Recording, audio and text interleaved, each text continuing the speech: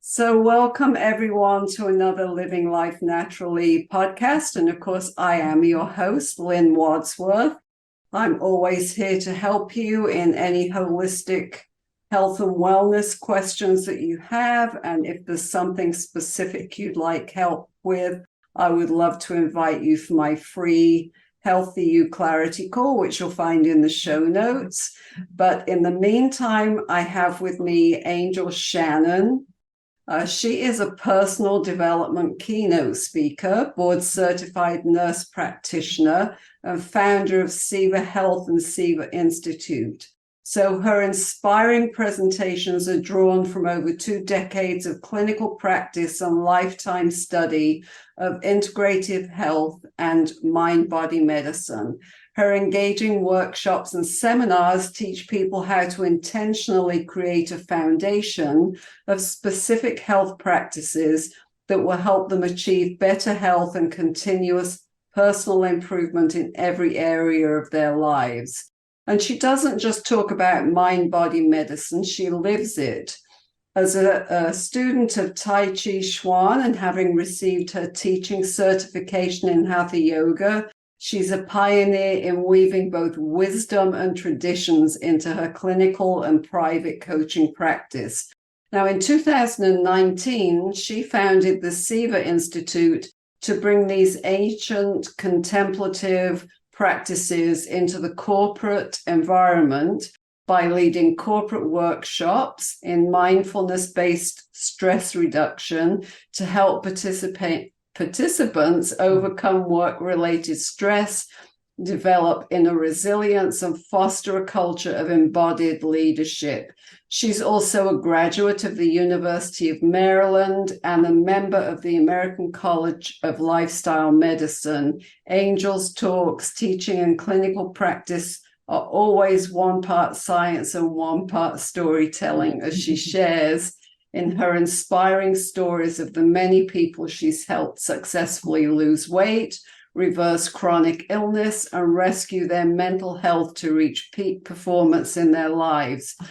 So, in addition to managing her busy clinical and coaching practice, Angel is the host of Healthy House Calls with Angel, which is a podcast filled with tips, tools, and strategies to live longer and to live better with lifestyle medicine. So we're thrilled to have you here today, Angel. Welcome to the podcast. Oh, Lynn, thank you so much for a wonderful introduction and a gracious invitation. Thank you so very much. Pleased to be here.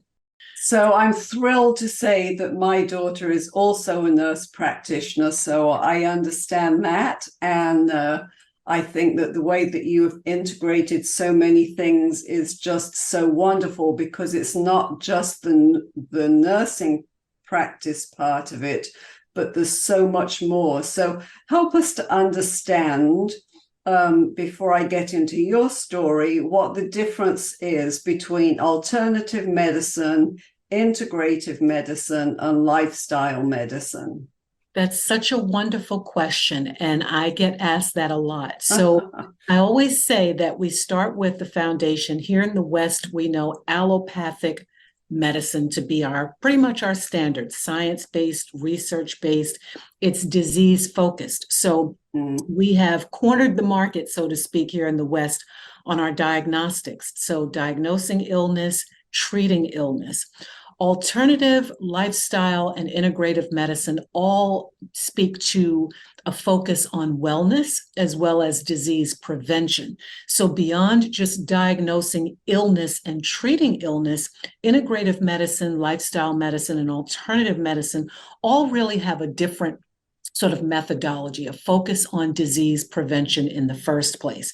Now, if we were to drill down a little bit further than that, we know that alternative really is alternative. So it takes you out of the allopathic treatment model and sort of looks at other ways of treating disease or illness or, prevention.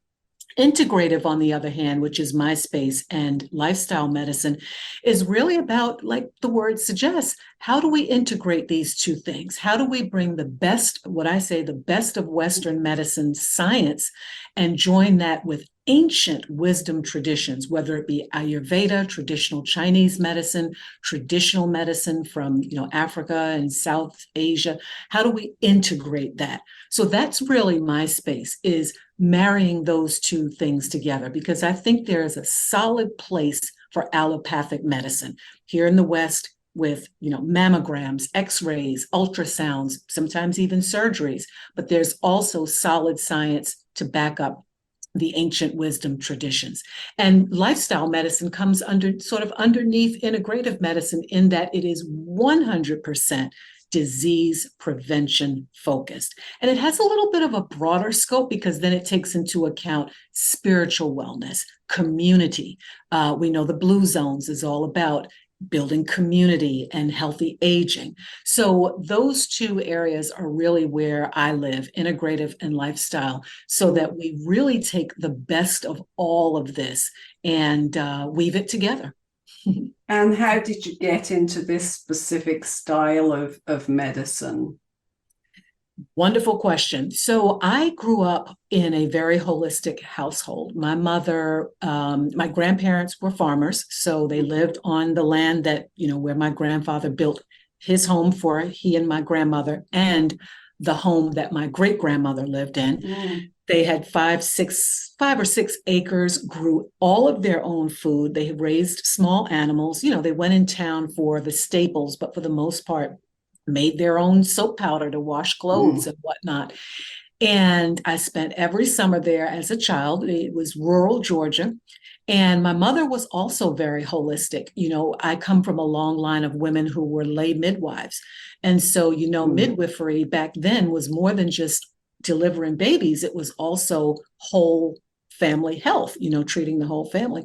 So I grew up in a household, 6 children. I'm the youngest of 6, where my mother was all about prevention, and she still is. I mean, she takes her B complex every single day, wheat germ and whatnot. So that was the household that we grew up in. And, not to say that we didn't go to the doctor, because we did, annual physicals and whatnot.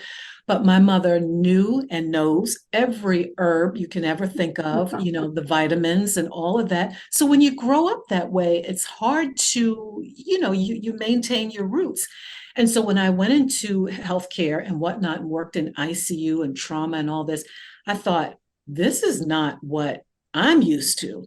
And so it really became about trying to weave my own lifestyle, my own history and culture into the work that I was doing. And thankfully, there were enough people who had grown up similarly and said, yeah, my mother used to do that too, or my grandfather did that too. And because I knew the science behind what I was doing, it just grew and grew over time. That's awesome. So I know here in my culture in England, it was kind of the opposite, because, you lived and breathed by the national health system, and if the doctor said it was true, it was true. There was no place in there for integrative or alternative medicine. So I was late in life coming to those aha moments, and now love to see how all of this integration takes place, because I think it's a huge part, especially in the Western medicine culture, that's missing today. And I think a lot of people are still a little skeptical about alternative options, or not even sure about integrative medicine. So I love the way that you described that. You made it so clear. Thank you. Yes, and I would agree with you. People are very, very skeptical. And it does take more professional providers who really can make the science simple, and weave that into their teachings and offerings. It takes that in order to get people past that skepticism. And it's understandable, given the amount of disinformation and misinformation there is today. So I want to ask you something kind of shifting here. because for both of us, I think that food is really important. So is there any real scientific proof of a connection between the food that we eat and the mood that we have? Mm-hmm. Absolutely. I always say to people, be a detective. Be a very good detective and journalist. Before we get to the science, the studies, and all of those things, ask yourself, how do you feel after you drink, 12 ounces of coffee? How do you feel after you've eaten a certain, bread? Do you feel bloated? Especially women, we are good at noticing when we're bloating and when we're not. That favorite pair of jeans that you've been able to wear that you can't wear all of a sudden, why is that? And you certainly haven't put on 30 pounds, you know that it could be bloating.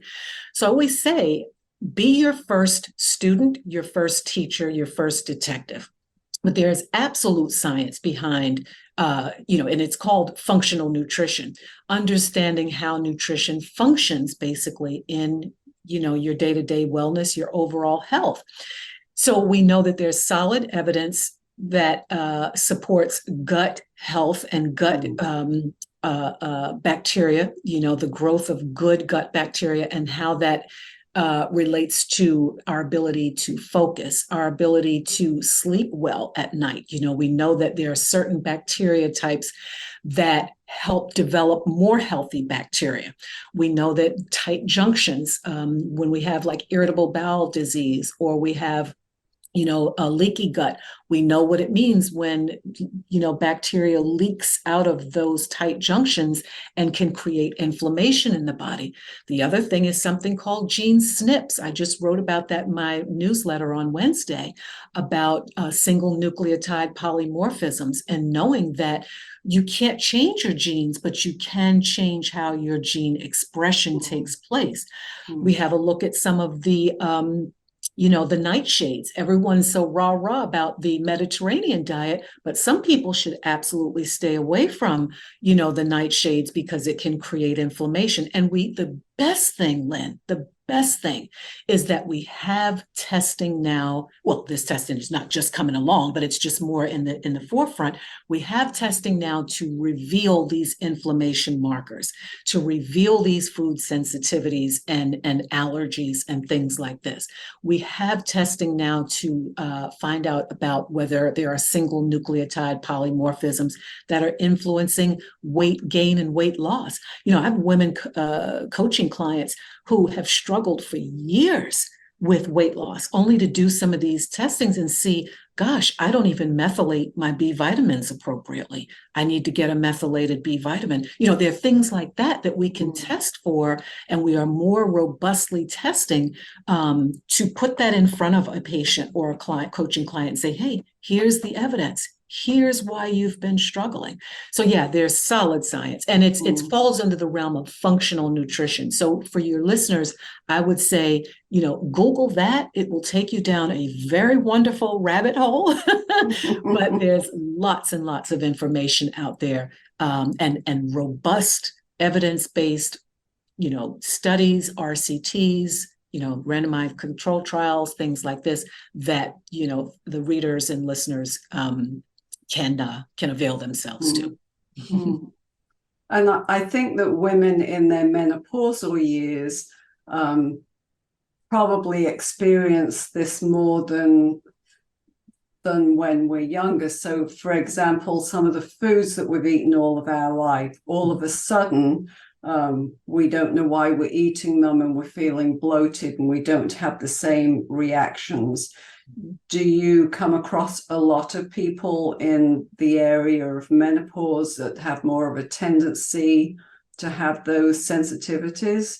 Yes, absolutely. I think, symptoms are like red lights. You're driving along the road, the light is green, the next light is green, the next light is green. But then all of a sudden you see a yellow and then you see a red. And it causes you to put your foot on the brake, right?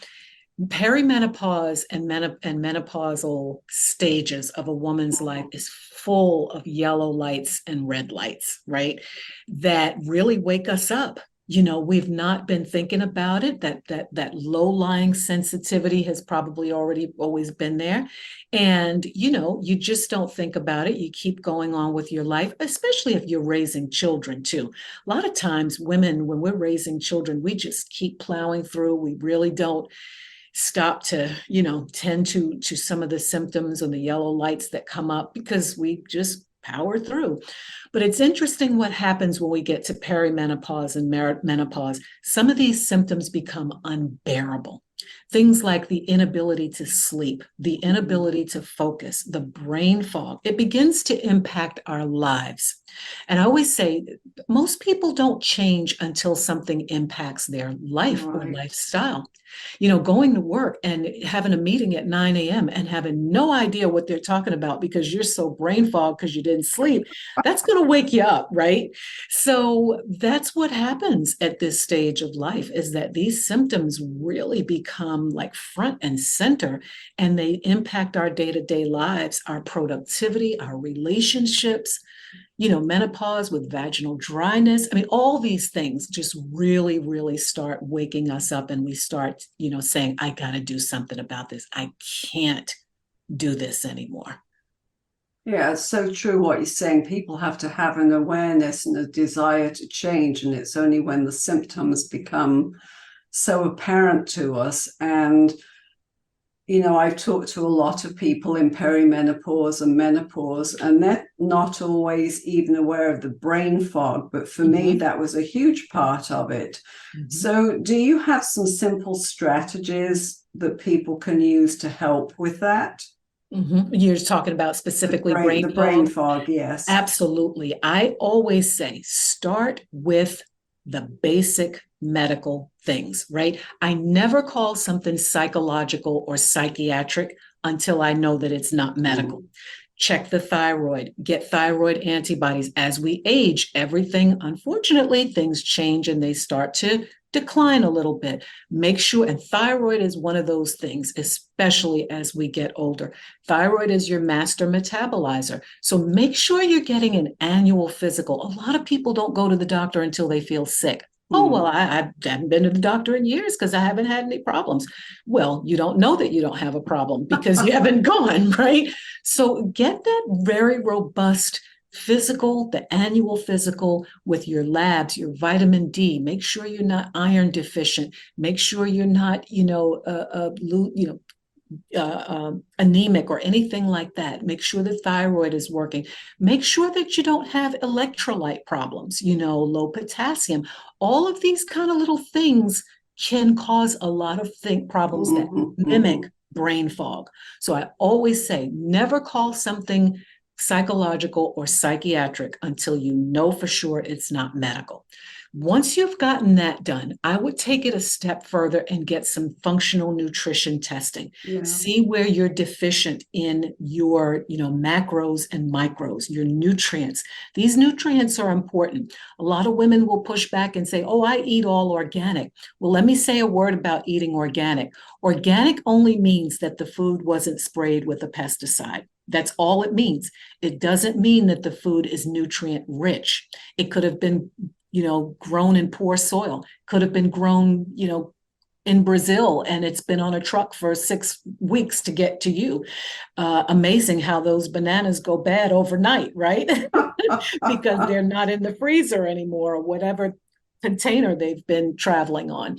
So make sure that you're not nutrient deficient. Okay, it has nothing to do with eating organic. It has everything to do with the soil that your food is grown in, the quality of your food, all that kind of stuff. Do some foundational testing, number 2. Number 3, control the things that you can control. With women, we're under a lot of stress, a lot of burnout. The McKinsey report came out recently. More women suffer in burnout than men any day of the week. So get a hold of this stress. Many of us are still multitasking and whatnot. So what are the mind-body strategies that you can do to really dial down that overactive nervous system? I don't necessarily tell people, oh, you need to meditate. I used to say that, but not anymore. Meditation is not easy for a lot of people. I always start with walking. I always get my ladies just walking. You're already walking. You're walking from the couch to the TV room or the couch to the wherever. So do more walking. Get out in nature. I'm a big, big believer in nature's ability to heal 99% of the things that ail us, at least psychologically. So I get ladies doing the things they can do. I'm not a big believer in sending women off to the gym because, again, we have full schedules. If she could go to the gym and fit that in, she would have done that by now. So I really focus on just creating a solid morning and evening routine with a very basic mind-body practice and starting from those foundational things that I discussed. And then from there, we work on that food. We work on the nutrition, not putting a woman on a diet, but really figuring out her own meal plan and her own foods that will work for her body chemistry. Yeah, that's so important because we're all so different the way we react to things. Yes. Mm-hmm. So you mentioned being brought up in a holistic environment, and you mentioned that your mom takes a B supplement. So let's discuss the truth about supplements, because there's so much confusion, and Dr. Google has you running crazy trying to figure out which one is the best. Mm-hmm. Mm-hmm. So supplements are just what they say, supplements. No supplement, no matter whose name is stamped on it, can overcome a poor diet, right? A nutrient poor diet. I'm not talking about, eating junk food. I'm talking about things that are nutrient poor. So again, when I start with supplements, I say absolutely nothing until I get the data back. When I get those macros and micros and see where people are deficient and where they need extra support.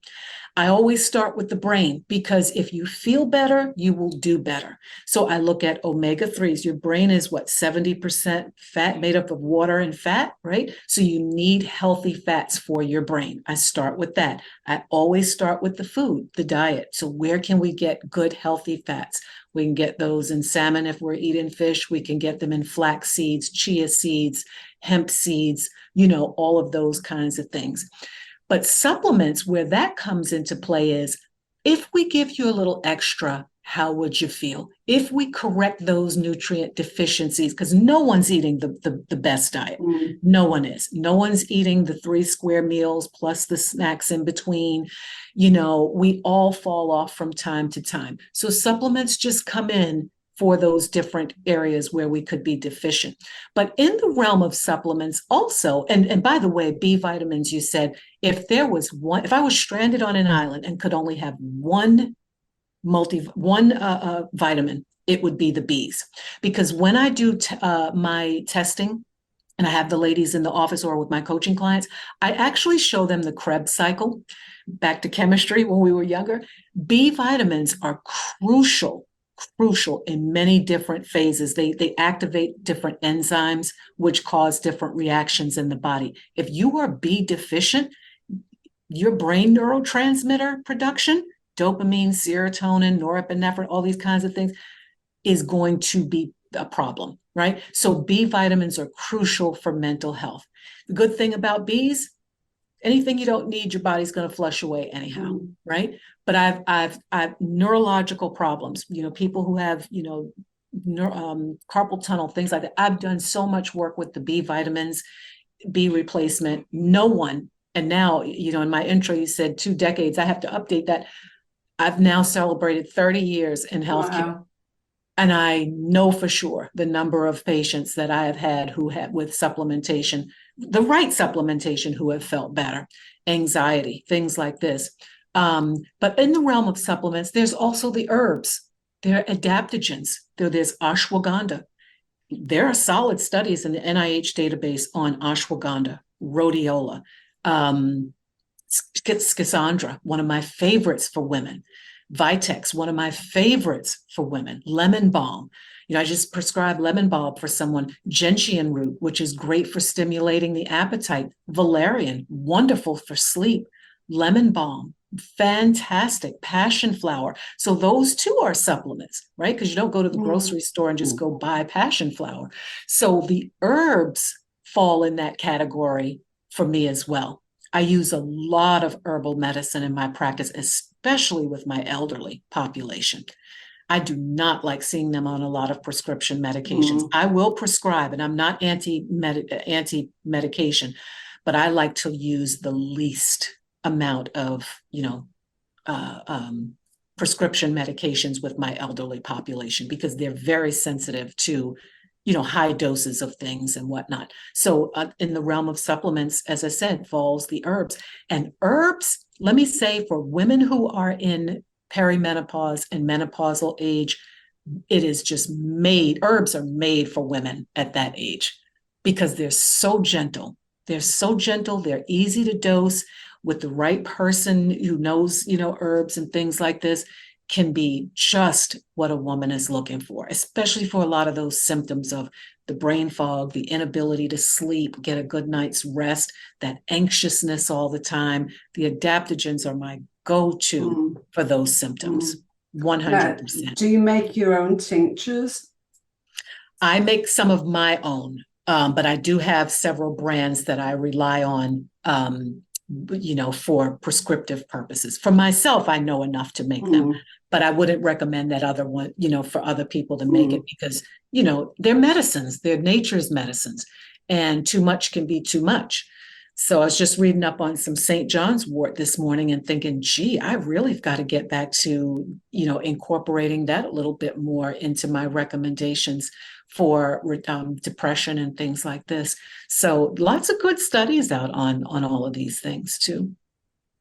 Yeah, it's a very fascinating subject. And I teach a class at the University of South Florida and devote one of my classes on herbs and spices because so many of them are so good because I don't prescribe in any way. I don't really recommend. I'm just giving them the information. But yes, there's some great information out there. Wonderful. And they're evidence-based. And I would say to your listeners, whatever it is you're looking up, just when you put it in Google, if let's just say you're looking up ashwagandha, so just enter ashwagandha NIH studies.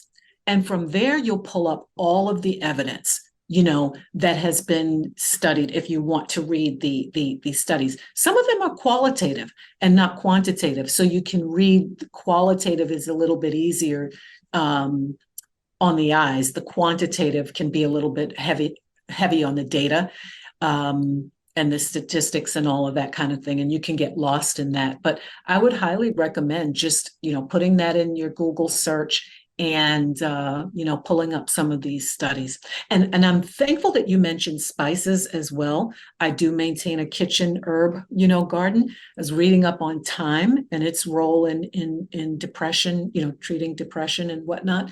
So there's so much, there's so much to learn. Yeah, there is. So where is the best place for people to find you?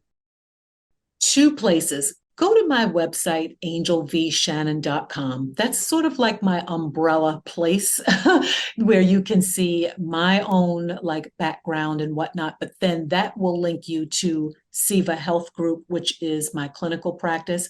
So sevahealthgroup.com. Those are the 2 very best places you'll find my podcast, my ebooks. You'll be able to link to me or connect with me on socials. Right now, I'm a little bit more active on Instagram and LinkedIn. Those are kind of my favorites because women do a lot of talking on Instagram in ways that we don't talk, obviously, on LinkedIn. So yeah, those are the 2 very best places. And I am starting Wednesday evenings, Eastern time. I believe it's going to be between 6 and 7. Twice a month, I'm going to be doing live stream. So ladies can get on and ask me almost anything about integrative health, lifestyle medicine, all of that kind of good stuff. And I want to be speaking with other experts like you, Lynne, live, so that ladies can avail themselves to this women's wisdom. And men too, because men kind of have their issues as well with in our in our Right. age bracket. And then you do have a free resource for our listeners, correct? Absolutely, multiple free resources. So if hormones are your thing, please get on the website and download those 9 healthy habits for hormone balancing. That's an ebook on there. If you're finding that you're challenged with this mind-body stuff and just making time for yourself, I offer Retreat. That is a free download as well. Lots of us would love to fly off to a beautiful destination somewhere for 14 days. But that free download Retreat just teaches you how to build your own little retreat right there where you are every week, so there are some tools and guidance in there. Free music download in that as well. And if you really want to get up close and personal with me, I do have a membership community, the Seva Circle, where we ladies in this age bracket, life stage, let me say, not age bracket, this life stage, come together and really try to, take action on these 8 different domains of our lives, of 8 different domains of wellness in our lives. Oh, that's awesome. Thank you so much for all of this great information. And I appreciate you being on here with us today. Lynne, thank you very much for the invitation. It's a pleasure to meet you. I'm so looking forward to staying connected. Thanks. You have been listening to the Living Life Naturally podcast, where we're on a mission to inform, inspire, and encourage women to live their best life confidently, joyfully, and freely from what's been holding them back. For show notes and free resources, visit holistic-healthandwellness.com. And I'd be delighted if you'd follow us on socials to connect further. If you enjoyed this show, why not share it with your friends? If you found good value, chances are they will too. And of course, a 5-star review on iTunes is always greatly appreciated, as much as I appreciate you listening. So until next time, live life naturally and joyfully.